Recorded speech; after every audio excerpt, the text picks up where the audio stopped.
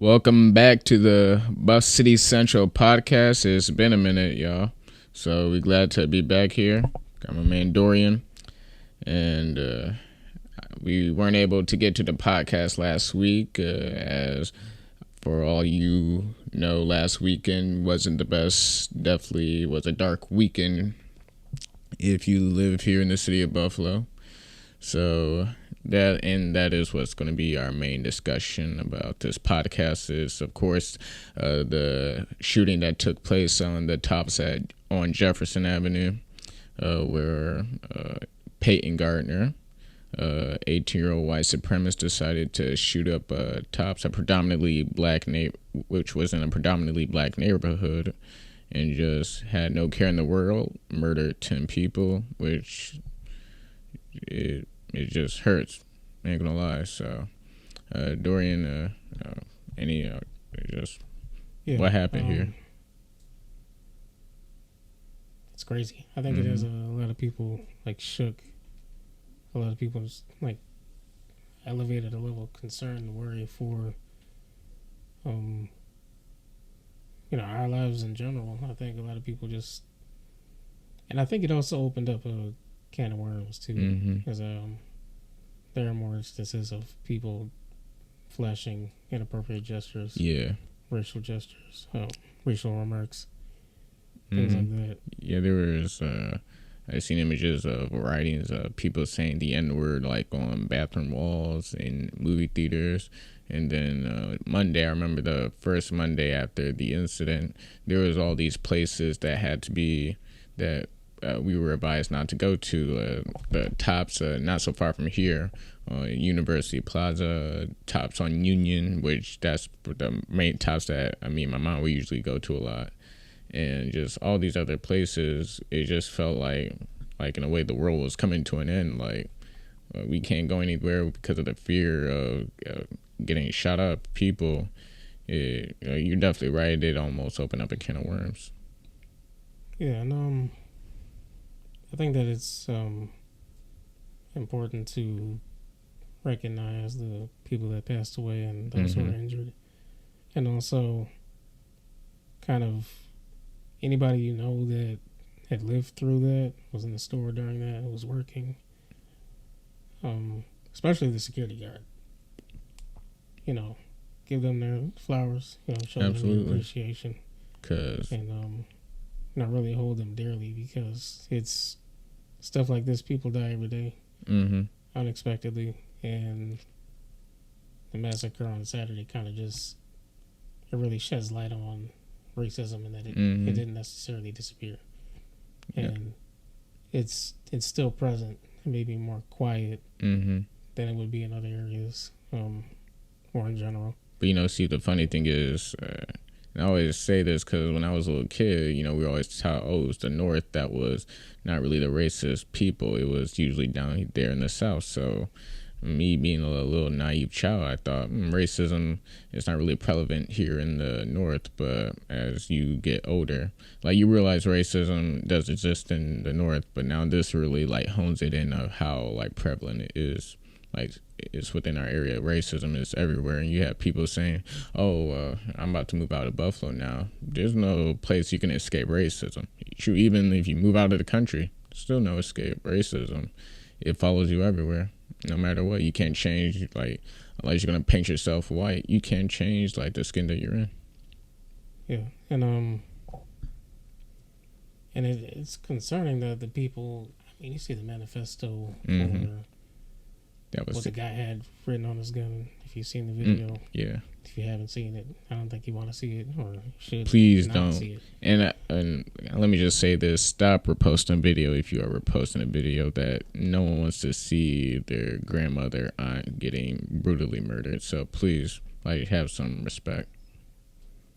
And I think it also sheds light on what we've been trying to push against for a very long time. One of the things that we're concerned about was food deserts within a lot of communities, and the lack of grocery stores, the lack of healthy foods, and this contributes to, for one, a large number of people from a certain community going to this one place to get something, however far. And in addition, having a bunch of corner stores or dollar stores where there's just simply a lot of junk food, a lot of food people shouldn't be eating. Yeah. And it just leads to greater health risks, health disparities, health concerns among certain communities.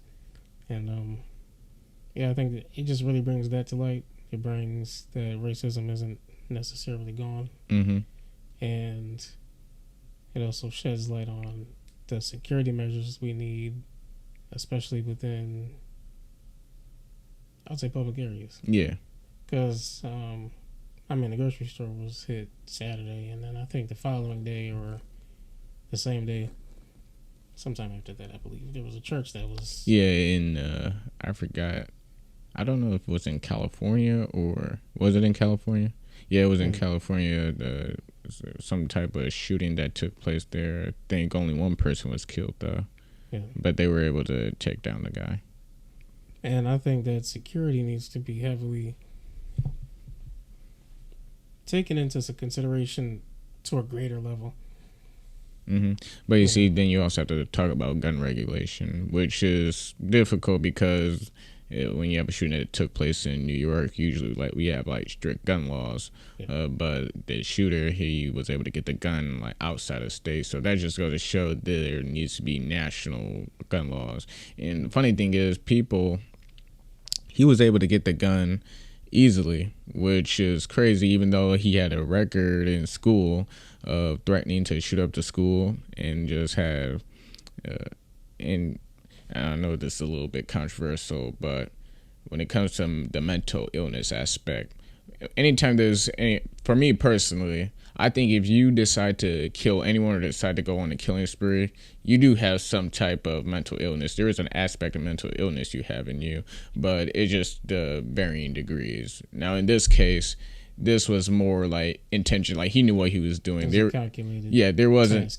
obviously was an aspect of mental illness, but it definitely wasn't nowhere near the overarching reason for his motivation for this shooting. He had a written plan. He had it all written down. Body armor. Yeah, and they just go to show that we need actual strong universal background checks. And the funny thing is, this ain't even a partisan issue. Even Republicans, they can even agree, okay, yeah, there should be background checks on people to make sure, because you can't just give anyone a gun. Even everyone can agree with that, but our politicians, they won't even pass a universal background program, which is crazy. Yeah. Delusional. But so I think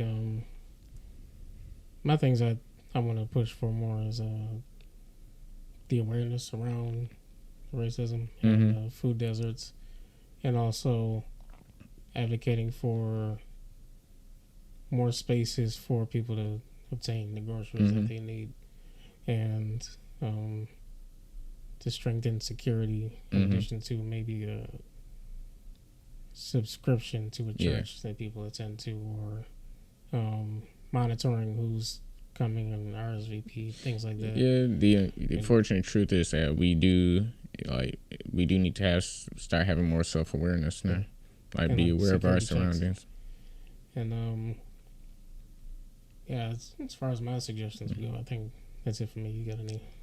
It's funny, this issue, and a lot of people are talking about how it highlights how segregated Buffalo is, because he was able to come into a mostly all black community because of how segregated Buffalo been for years, and to show that this is the only grocery store, what you said before, that Tops was literally the only grocery store within the area.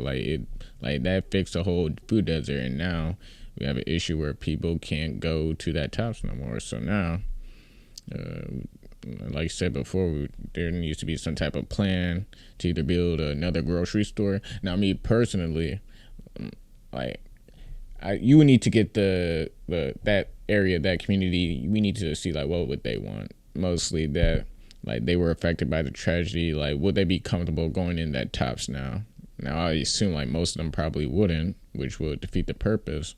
But again, we still have to fix the food desert. So I would definitely get the community like choice involved. Me, I would reopen the tops and do what you say, enforce security, and because that people will really. That's the only way people really feel safe going to that tops, if they have enforced security. And if people don't want to do that, then you do have to build another tops or just another grocery store that fills that food desert.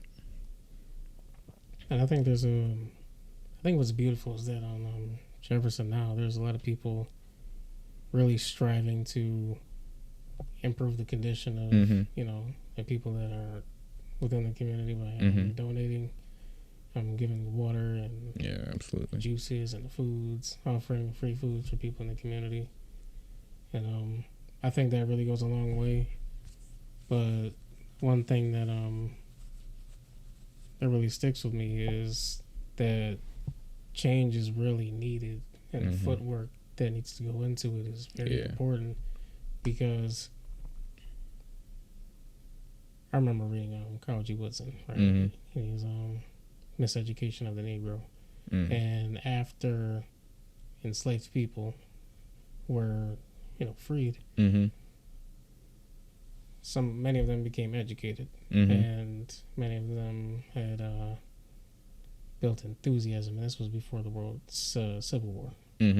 And a lot of the people that were educated, or so-called educated, were going down south to simply help educate the people that didn't have the knowledge and were of a certain status because of their recent transition, And his critique was that a lot of those people were enthusiastic. A lot of those people were excited, but they didn't necessarily have the knowledge, and they didn't necessarily have the tools needed to really make a change. Yeah. And I think that's a powerful point, because a lot of people have a lot of enthusiasm and a lot of excitement, and a lot of beautiful words, but when it comes to really putting in the work to improve the security and take measures into making churches safe and regulating who's coming in, who's not, checking IDs and things like that. But just in general, producing another grocery store and people can go to, and everything else I had on, it's really the footwork has to come into it. Yeah, but just in general, like, I think for everyone, like, it takes this, like, stuff like this takes really, like, community involvement and even government involvement. I respect President Biden for coming here to Buffalo. It was a sight to see. Nice to have the president have his support, have his kind words, his words of encouragement. But at the end of the day, we need some type of actual, like, change to happen. And this is one of the biggest tests of his presidency, because me personally, I don't know if he's going to get reelected or not. Like, the way he have been, his presidency haven't been really top tier in order to, like, secure him a reelection. But people always say he's the best we got right now. But even with that, he needs to actually take time to create real fundamental change, especially within the black community. This is just the moment that really highlights the problems we've been talking, like, for years with the black community. And so as far as what the government needs to do, they definitely need to, like, prioritize, like, at least increase their prioritization, if there even is prioritization when it comes to these white supremacists. Actually take the time to make sure they have, like, they're really searching out, have that investigation, have an actual special board that deals with white supremacy, like, in reverting these attacks. Because trust and believe, like, this person probably encouraged a lot of people, like what you said, probably opened up a lot of can of worms. This person he's gonna cause a little I forgot the word, but he's just gonna inspire more people to do stuff like this. So this is where we definitely need our police. Black people, they don't have really a special connection with the police, and haven't been that way for years. But this will be a good opportunity to prove that the police actually genuinely cares about the black community. And also, there needs to be some type of address for the material needs of black people as well. Now, we could talk about reparations and stuff like that. Personally, I feel that there should be some type of baby bonds program where, and this is a policy that was proposed by Senator Cory Booker, and I believe his name is Derek Hamilton, who is an economist. And they were talking about this thing called baby bonds, where every single like newborn child every year they would be given a baby bonds account, but it would be redistributed equitably. So for your typical black families, since they don't have like a lot of wealth, they would get a lot in baby bonds, which will in years grow into a good amount of wealth, where like your typical white family, since they usually have a good amount of wealth, they really wouldn't get a lot. But again, it's redistributed equitably. So as long as if you have like low wealth, then you would basically receive the baby bonds. And so I think that will go a long way helping create wealth within the black community, because that's something like it has been a problem for years that haven't been addressed throughout the racism, the systematic racism that's been going on, especially here in the city of Buffalo, that would actually close the racial wealth gap and bring equity to the black community. So this, I said that a situation has to highlight the issues. Like a situation like this had to highlight the major issues within the black community now, but things needs to get to work. Yeah. I think we got to touch on equity a little bit, because I don't think people know the difference between equity, equality. And yeah, so I know. With equity, Xavier was explaining that the people who would need more would receive more, as opposed to the people that don't need as much, they would receive less. So in a way, it's not giving people all the same amount. It's giving people different amounts based on what they need and how much they need. It's like we had a diagram of this. Like, say you have an elephant, a fish, and a penguin. You gave them all an equal test, and that equal test is to climb up a tree. Now, elephant, a monkey, a fish, and a penguin. And you give them all equal tests to climb up a tree. The only person who will be able to pass that test is a monkey. But hey, everything is equal. But not everyone is able to. They don't have what they need. So you give a test to that would attend to their own needs. So they're all given the same test, but they can't equally, achieve that goal. Yeah, that's why I always say policy should be done in an equitable way, not an equal way. Yeah. But back to to go back to just this incident, and I like what you said before. We do need to really acknowledge like the actual victims of this attack. I knew one of the victims personally. Well, I haven't seen her in years, but I remember her when I was a little kid. Used to see her every Sunday at church, and I'm friends with Pearl Young. She was just a nice soul, just a great lady to be around. I remember my mom, I used to always be attached to her, and it was this time at church she was doing praise and worship, and I'm just up there on the altar still like by her side, and I'm not wanting to leave her. And I just remember her trying to like comfort me and like just come like say like, hey, you can sit down with me and stuff like that. So she was just a very nice lady. Just also, she seemed like she was an awesome person to be around. So it was just sad to see her life, like, and not just her, but like all the people who were up there in age. Like, we're talking people in their 70s and 80s. Like, they deserve to die in a peaceful way. Just they done all the work they did in their life, and so they deserve to just to die in peace. Like, be in their bed, be peaceful and stuff like that. They don't deserve to be taken out by a bullet, especially from some white supremacists who live 3 hours away from the city. They didn't deserve that. Yeah, and it's just nuts. I think the important thing is really, I graduated like yesterday, and I believe the son of the security guard he was at the graduation, and I think his father, or no, the son, he was given a bachelor's degree for, his time and his father's service. I think it was the father. Excuse me if I'm wrong. I might be wrong, but it was so beautiful because we honored his father for really protecting the community. In essence, he was trying to stop this guy with much more gear and heavier weaponry, and it's like sad, and I really hope to all the families really. I hope you guys really make your voices heard. Yeah, we praying for y'all.